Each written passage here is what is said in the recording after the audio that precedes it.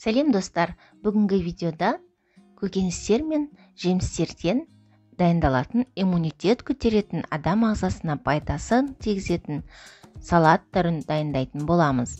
Ол үшін бізге қайнатылған қызылша, сәбіз, алма, сұйық май, тұз, қара бұрыш қажет болады. Сәбізіміздің сыртқы қабығын аршып дайындап алып, үккіштен өткіземіз. Қызыл немесе көк алма пайдалансаңыздар болады. Мен бүгін қызыл алманың сыртқы қабығын аршып, үккіштен өткізіп дайындадым. Және қайнатылған қызылшамызды үккіштен өткізіп аламыз. Достар, егер видео ұнаса, каналға тіркеліп, лайк басып, қоңырауша белгісін басып қойыңыздар. Өз пікірлеріңізбен бөлісе отырыңыздар. Сұйық май, қара бұрыш, тұз, аскөк немесе ақ желкен салып салатымызды араластырамыз. Достар, өздеріңіз көріп тұрғандарыңыздай, біздің жеңіл әрі дәрумендерге толы салатымыз дайын болды. Ендеше дастарханға ұсыну үшін тарелкеге салып дайындаймыз. Сіздер де дайындап көріңіздер, өте дәмді, пайдалы салат. Салатымыздың құрамын описание бөліміне толық жазып қалдыратын боламын. Достар, ендеше біз екінші салатымызды дайындауға кірісеміз. Ол үшін бізге қайнатылған қызылша, сәбіз, ашытылған қырыққабат және алма қажет. Алманың орнына алмұрт пайдалансаңыздар да болады.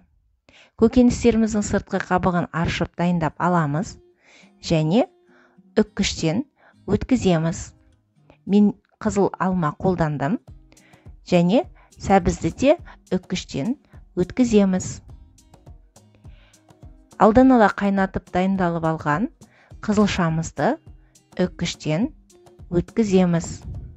Өздеріңіздің қалауларыңыз бойынша асбұршақ, жүгері, әртүрлі бұршақтардан қосып дайындасаңыздар болады. Аскөк немесе ақ желкен қоссаңыздар болады. Мен бүгінгі салатқа теңіз тұзын пайдаландым. Тұзды әрине аз ғана қосасыздар, себебі бізде ашытылған қырыққабат қосатын боламыз. Сұйық май және асбұршақ қостым. Дәмі өте керемет, ерекше болып шығады. Өте жеңіл салат. Барлық ингредиенттерді араластырамыз.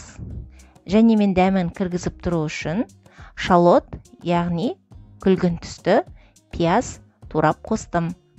Сіздер де дайындап көріңіздер. Өте дәмді, пайдалы салат. Достар, егер видео ұнаса, каналға тіркеліп, лайк басып, қоңырауша белгісін басып қойыңыздар. Достар, міндетті түрде өз пікірлеріңізбен бөлісе отырыңыздар. Менің арнамда қызылшадан дайындалған бірнеше салат түрі бар. Достар, салатты ұсынар алдында өздеріңіздің қалауларыңызша әсемдеулеріңізге болады.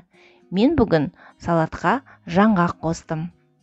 Салатты қаймақпен де дайындауға болады.